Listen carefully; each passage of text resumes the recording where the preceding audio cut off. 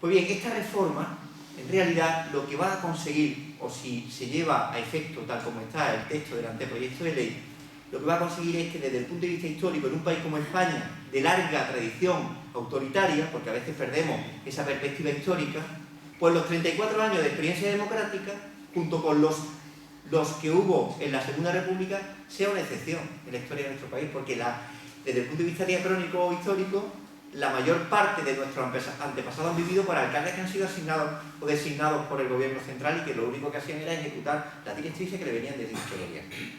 Por tanto, esa inflexión que ha supuesto el gobierno de las democracias locales desde el 79 es lo que, de alguna forma, bueno, de alguna forma no, de todas las formas, la aprobación de esta ley va a abolir.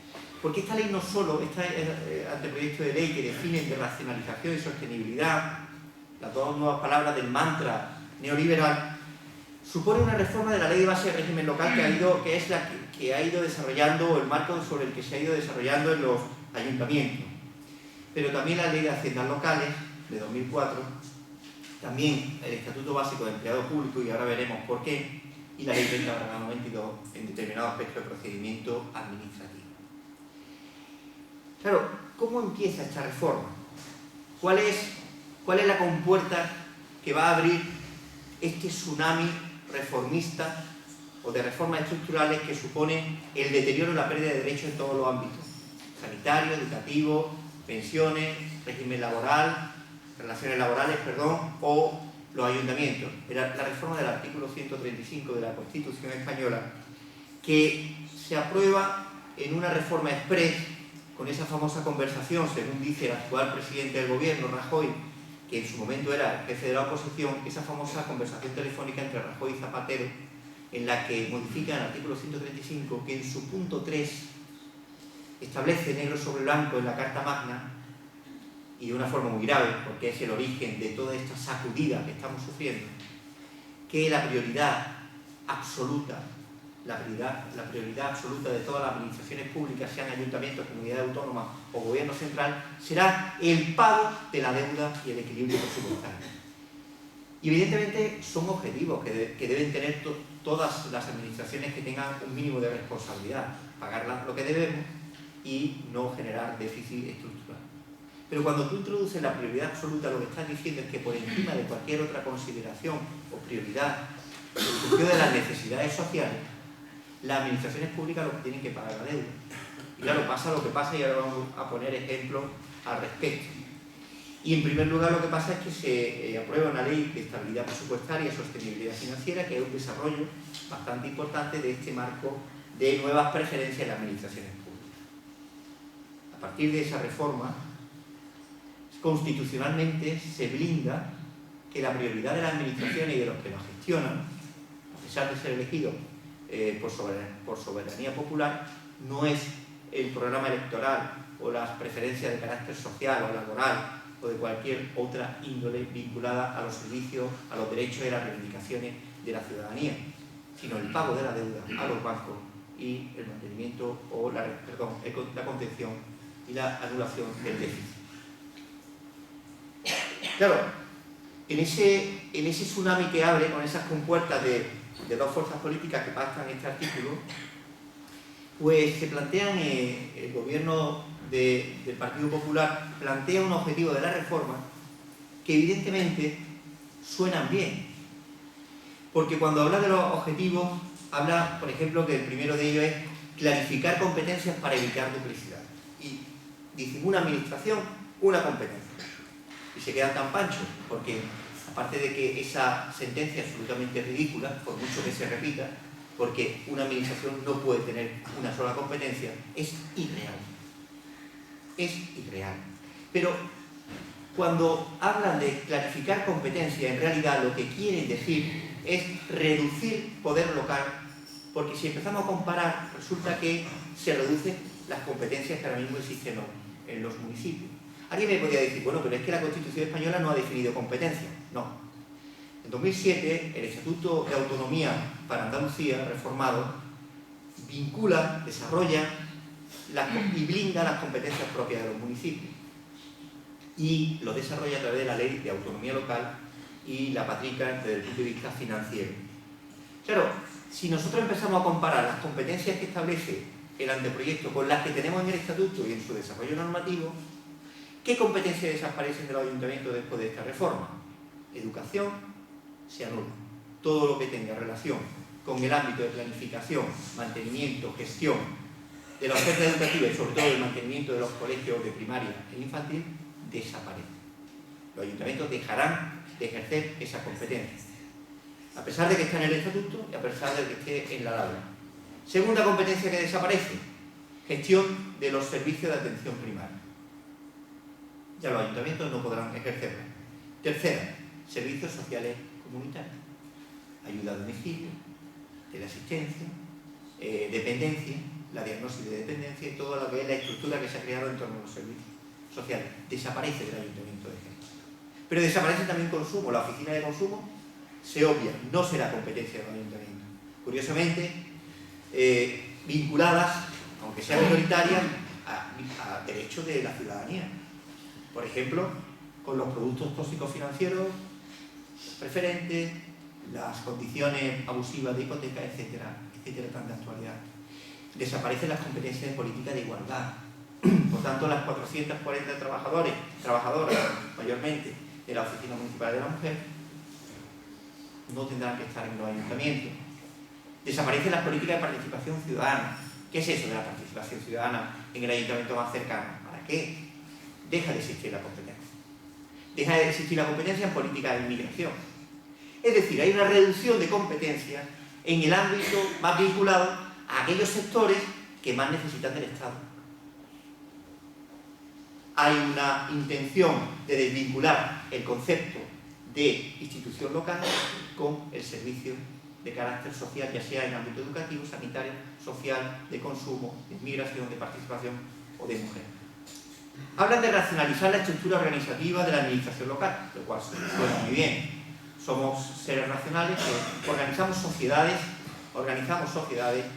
de una forma racional. Pero claro, cuando tú reduces competencias, eso se traduce de alguna forma en una racionalización que dice el preámbulo, racionalización de un sector público sobredimensionado. Y eso en palabras de Antonio Beteta, el secretario de Estado de Administraciones Públicas, o de Montoro, ya sabemos lo que significa. Y no nos equivoquemos. Esta ley, reconocemos, lo decía muy bien José Carlos, esta ley es la típica ley que durante su desarrollo no genera rechazo o conciencia, porque no hay una vinculación a las consecuencias que puede tener la vida cotidiana de la población de un municipio o de una ciudad. Pero es la típica ley que cuando se apruebe, si se aprueba en los términos que está establecido en su anteproyecto, generará entre 2 y 3 años de conflictividad profunda, conflictividad social, desmantelamiento de los servicios básicos y absoluta desconcierto y decepción o zozobra de una ciudadanía perdida que tenía la referencia inmediata en el ayuntamiento y que va a desaparecer esa referencia inmediata. ¿Pero qué ciudadanía?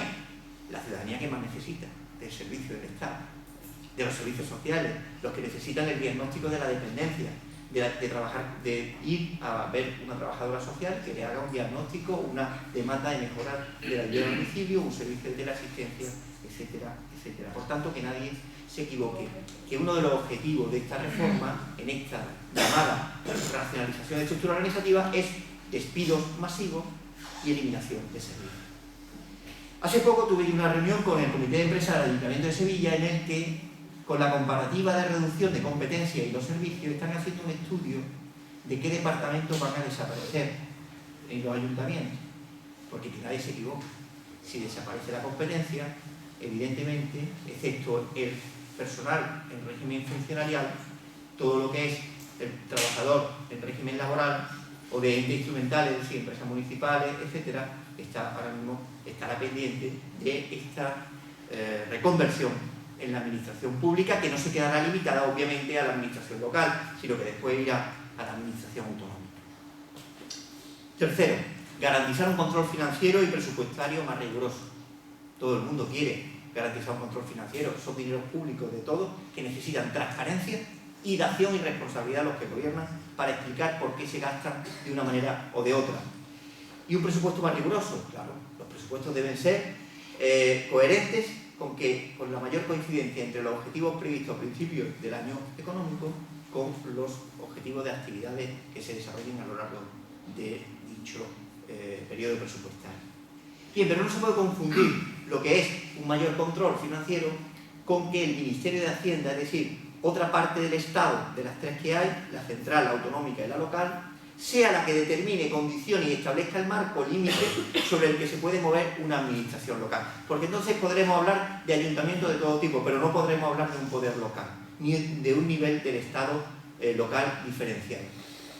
Y el Estado compuesto del 78 se ha roto, porque esto es un ataque a la línea de flotación, un pequeño golpecito de Estado a una de las tres partes del Estado, que es la de los ayuntamientos y la del poder local. Por cierto, que gracias a esa proximidad, a esa cercanía, que es el principio rector que ha inspirado el desarrollo de la normativa más o menos acertada a lo largo de estos 35 años, gracias a eso, pues en la generalidad de los ayuntamientos se ha podido hacer grandes gestiones o buenas gestiones que han estado al servicio de la población.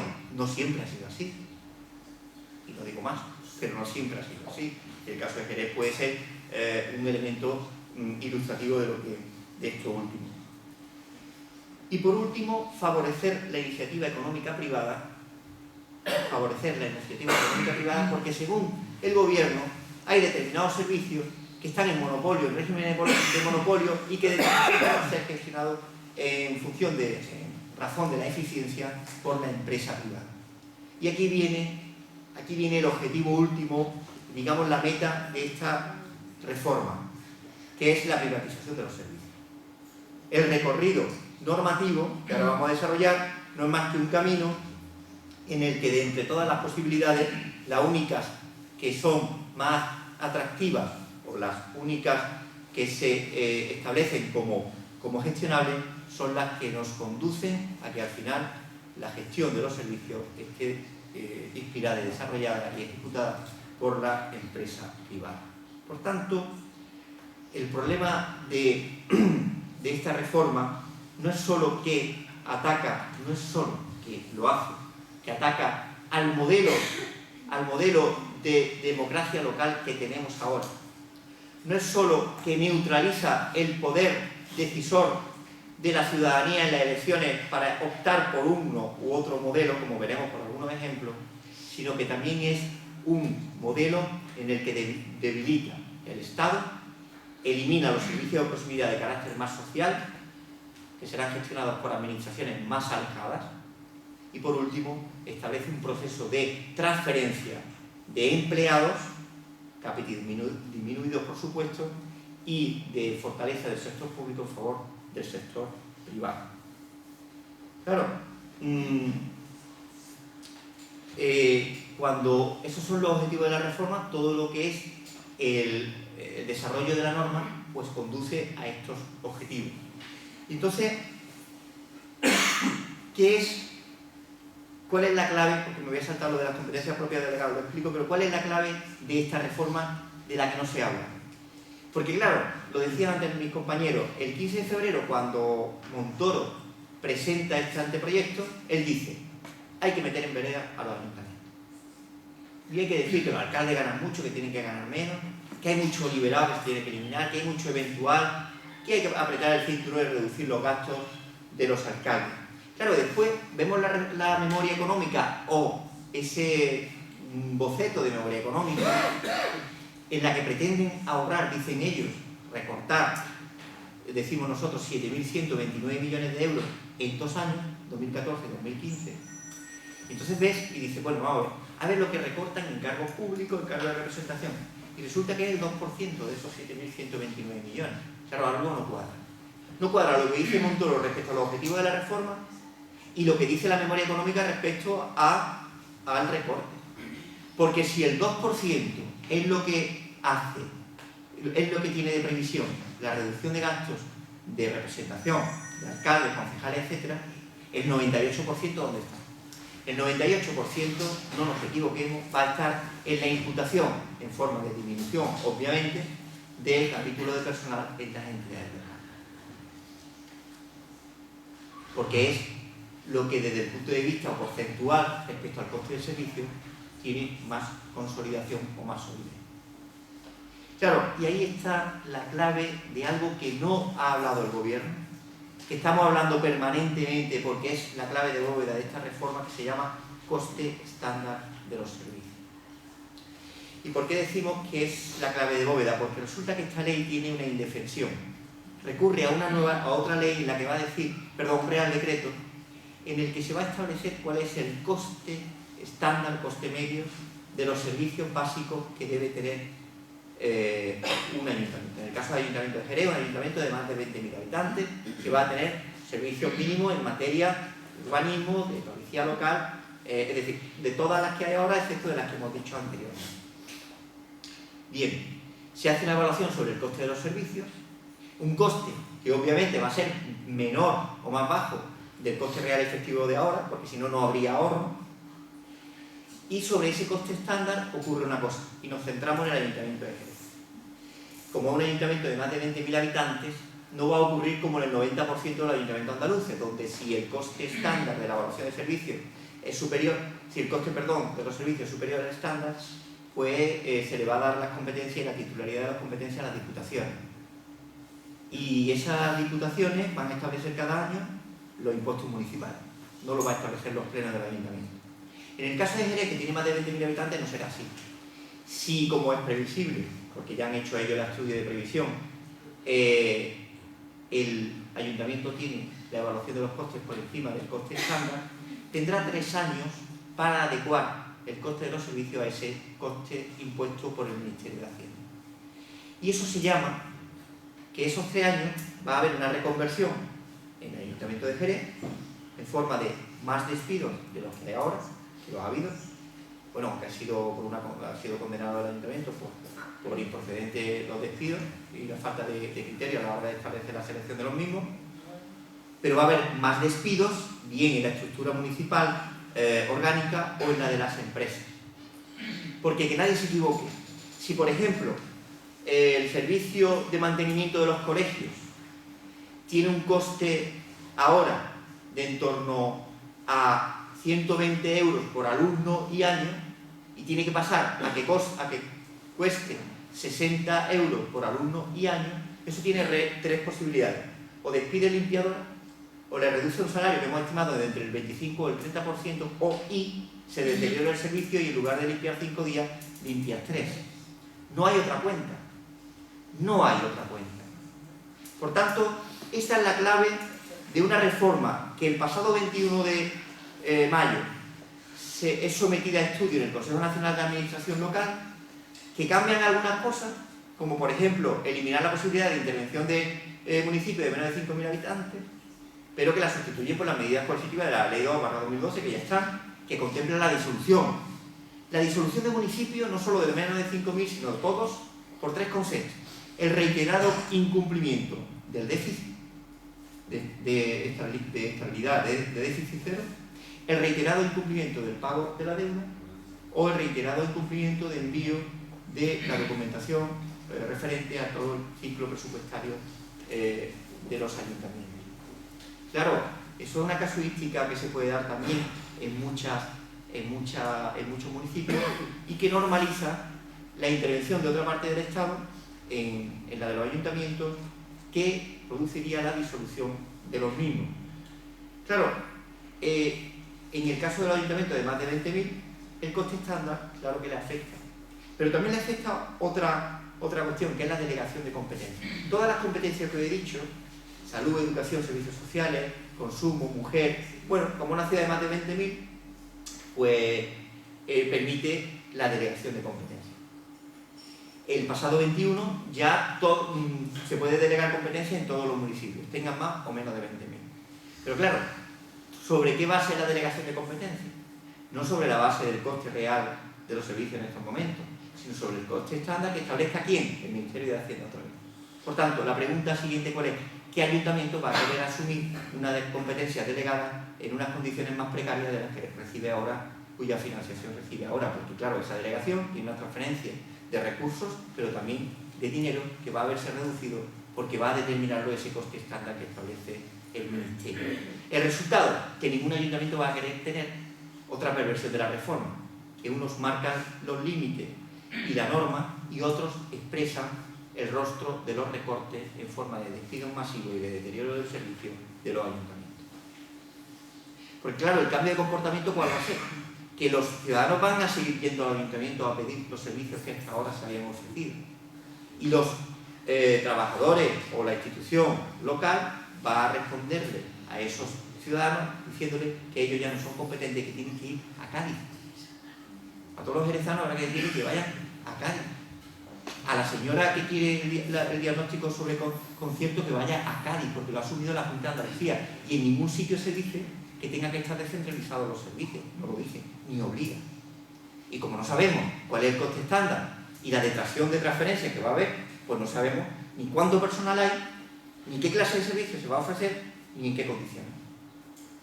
Por tanto, no se trata de un debate entre alcaldes, concejales y Montoro, ni un debate entre políticos de la Junta con Montoro o con los ayuntamientos, ni incluso, ya me atrevería a decir, que en este caso sí lo es, un debate solamente de los empleados municipales que van a estar sometidos a una reconversión masiva del sector público en esta primera fase, que después afectará, como digo, como decía antes, a la administración autonómica.